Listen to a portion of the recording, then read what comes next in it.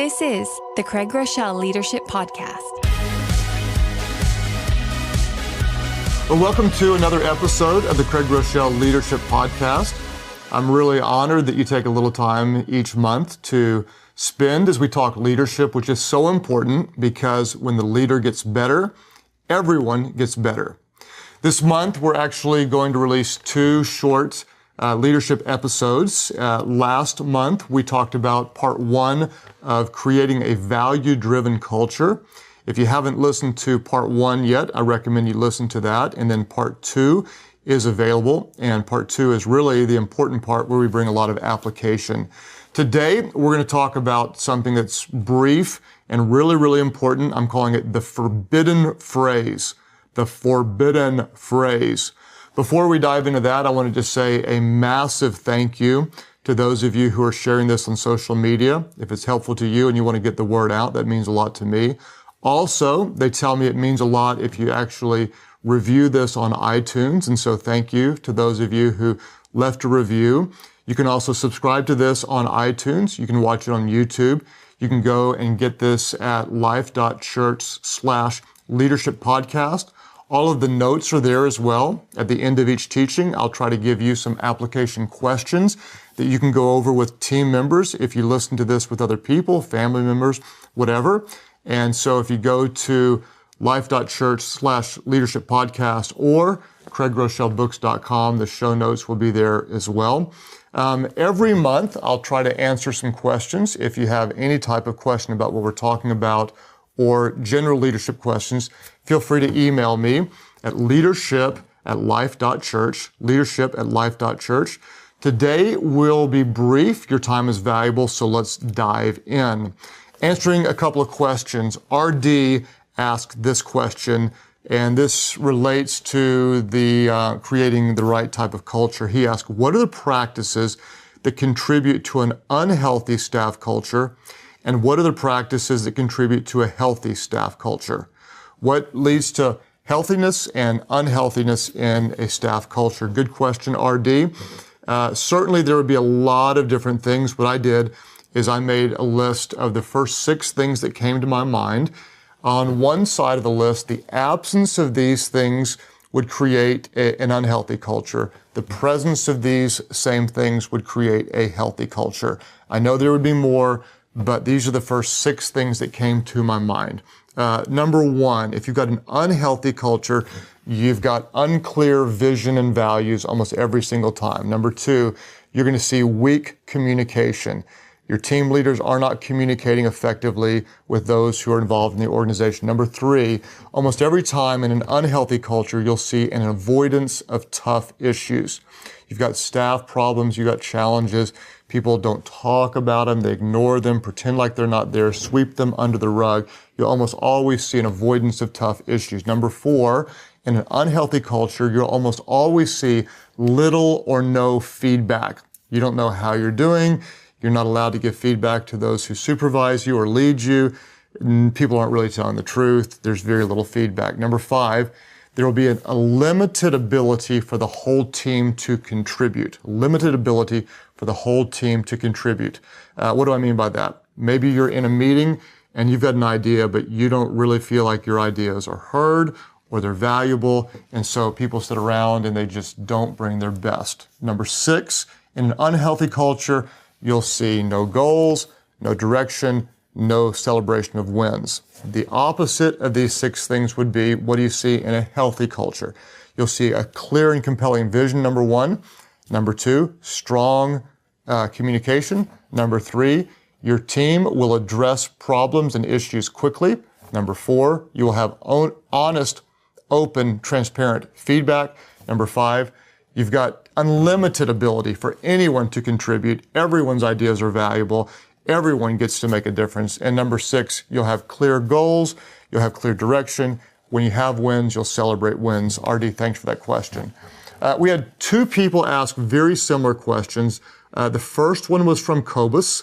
The second one was from Todd. Cobus asked this. He said, when you're not the top leader in an organization and you're seeing that the culture needs to change, how do you choose when to leave or when to fight? Okay. culture, you don't like it? Do you stay and try to fix it, or do you go somewhere else? Todd asked a similar question.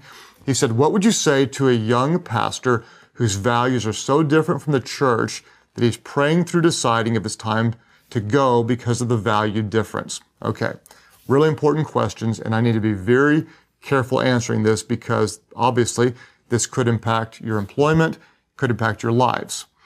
We talked about in a previous episode that you hire and recruit for values. You could teach skills, but you cannot teach values. Whenever we're hiring and recruiting, we hire and recruit people with similar values because you can teach skills, but you cannot teach and train values. So if we have a big value difference, that really is an issue. So Todd and Cobus or anybody else, I would just remind you, no organization is perfect. Right now, you might be going through a frustrating season that will pass, and so let's start there and acknowledge that. On the other hand, you might be at a place that is causing you to compromise daily on your values, and you feel like you're betraying who you were created to be. And so if that's an issue, then that really is an issue.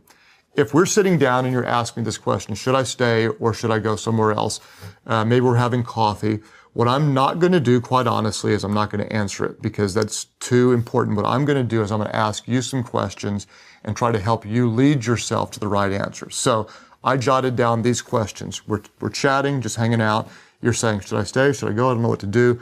I'm going to ask you some variation of these questions. First of all, I'm going to ask you, are the values slightly different or massively different? Okay, I want to know that. Then I'm going to ask you to describe the differences so I can help gauge, oh, you're right, this is way, way, way different, or actually it's probably not that big of a deal. So I'm going to try to help you discover that on your own.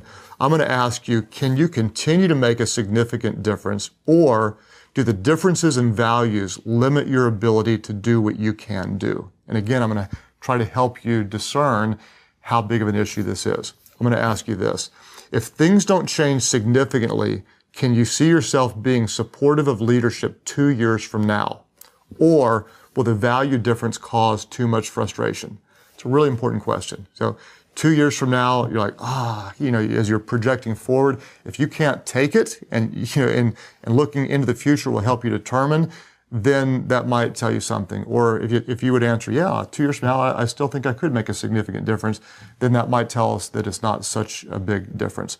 I'm going to ask you this. Do you think that your values are so different that it would be a relief to most of your leaders if you actually went to a different place? Okay. It's kind of a more challenging question, but if everyone is like, whew, I'm glad she's gone, that's actually going to tell us there's a pretty big difference. If you're married, I'm going to ask you what your spouse thinks because your spouse often has real valuable objectivity. And then finally, I'm going to say this. Based on how you answered these questions, what do you think you should do? Based on how you answered these questions, what do you think you should do? All right, let's dive into the teaching today. It's going to be short, but it can have a massive impact on your organization. I want to talk about the forbidden phrase, okay? When I'm working with leaders, I've heard this common phrase over and over and over again. I've heard church planters say it, sales managers say it, a guy starting a tech company say it, a pastor of a traditional church say it over and over and over again. And once I started hearing this phrase repeatedly, I actually tuned in and started listening to it. And the more I listened for it, I heard variations of this so many times, it's hard to describe. Okay. Almost every leader I know has said it. I've said it. You've probably said it. Almost every leader has said it, but we're not going to say it anymore. Are you ready for the forbidden phrase? Here it is. The forbidden phrase is this. Well, our people won't fill in the blank. Our people won't. Our people don't. Where we are, our people won't. Okay? Here's some variations of it. Well, our team never fill in the blank. Well, my staff won't fill in the blank. Well, our volunteers, they just don't fill in the blank. Well, our middle managers, they refuse to fill in the blank. Our sales force, they just won't fill in the blank. Okay? Let me fill in the blank with some things I've heard, but certainly yours might be different. Our church members, they just don't care about the non-church people. Okay? Our sales guys, they won't make calls after 7 p.m. Our newest employees, they just won't work more than 40 hours a week. Our volunteers, they just don't care about the details. We just can't get people at our church to come to the early service. They just won't make room, okay? The people at our church, they just don't care about the next generation. Our frontline people, they're just not friendly. Our people won't. Our team members don't. We won't, okay? Whenever you start to say this, this is important. You're going to be tempted to discount or qualify your area, what you do, where you live. And so I'm going to tell you right now, watch for qualifiers. Watch for the reason why you think you're allowed to say some version of the forbidden phrase. Here's some qualifiers. Well, where we live, people just don't, okay? In our part of the country, people just don't, whatever. Well, based on the demographics of the people that I work with, blah, blah, blah, blah, blah, okay? Well, based on the age of our church, we never see this, okay? In our part of town, well, based on the personality types of the people that I work with, well, based on the level of education of the people that I serve with, well, the younger generation, you see, they won't, okay? The older generation, they don't. Okay? Those are the qualifiers. Watch for it. Anytime you start to make an excuse, you need to remember you can make an excuse or you can make a difference, but you cannot make both, okay? You can make an excuse or you can make a difference, but you cannot make both. If you want to take this to another level just for fun, apply this principle as a parent. Well, my teenager won't, okay? My kids won't. My daughter won't. You could even apply it to your pet if you wanted to. My dog won't, okay? When it comes to your cat, forget the cat. Cats will do whatever the heck they want, okay? But the key is this. We tend to say, our people won't, our people won't, our people won't, our people won't. What we have to say is this. It's a forbidden phrase. Our people won't, whatever. What we say is this. We have not led them to. We never ever say, our people won't do such and such. The only thing that we say is, I have not led them to. We have not led them to. A great leader never says, our people won't. A great leader says, we have not led them to. Let me just give you some examples. Well, our church members don't care about the unchurched. You know what? No. We have not led our church members to care about the unchurched. Well, our sales guys, they won't work after 7 o'clock. You know what? I've instilled in them the work ethic necessary to do what it takes to get the job done. It's my fault they're not working after 7 o'clock. Our newest employees just won't put in 40 hours. You know what? I've got to drive the values deeper into our employees. When I do a good job, all of them will work and do whatever it takes to get the job done. Our volunteers just don't care about the details. No. We have not led our volunteers to think like owners. They're thinking like volunteers. We've not led them to do this, and we take responsibility for it. We can't get our people to come to the early service. No, we have not led them to come to the early service. Okay. Anytime we sense ourselves saying some type of our people won't, we have to recognize we are casting blame. Don't miss this. A great leader never gives blame. A great leader always takes responsibility. Let me say it again. This is basic, yes, but this is organization changing when you embrace it. A great leader never gives blame. A great leader always takes responsibility. Please take this seriously. What do leaders do? Leaders lead people. You move them to a desired action. So what do? How do we do this? Well, we do what leaders do. We show them why what we care about matters. We tell them again and again and again. We celebrate any forward progress. We tell stories about those who get it right. We set the standard and we personally do more than we would ever ask anyone else to do in this category. We cast vision for it, and we never, ever give up. Over time, when we lead people to a desired outcome, we can change them. It's not our people won't. We haven't led them to. That's what leaders do. 2 quick questions for application. Question number 1. What is the number 1 excuse you're making about your people? Okay? Whoever your people are, your volunteers, your staff, your choir, your sales force, whatever it is, your managers, what is the number 1 excuse you're making about your people? Force yourself to acknowledge some qualification you're putting on. Well, we don't, I don't, we can't, where we live, blah, blah, blah, blah, blah. What's the number 1 excuse you're making about your people? Question number 2 is, what are 3 specific things you can do to lead those you influence to the desired result? Get specific. What are 3 things you can do to lead those you influence to the desired result? Why? Because we never say, our people won't. That is a forbidden phrase to the great leader. We don't give blame. We take responsibility. Okay? These talk notes are available at life.church/leadership podcast. Again, thank you for telling people on social media if this is helpful for you. We'll catch up again next Thursday, first Thursday of next month, as we talk again about leadership. Remember, you don't have to know it all to be a great leader. You don't have to have all the answers. Simply be yourself, because people would rather follow a leader who's always real than one who's always right. Thanks for joining us for another episode of the Craig Groeschel Leadership Podcast.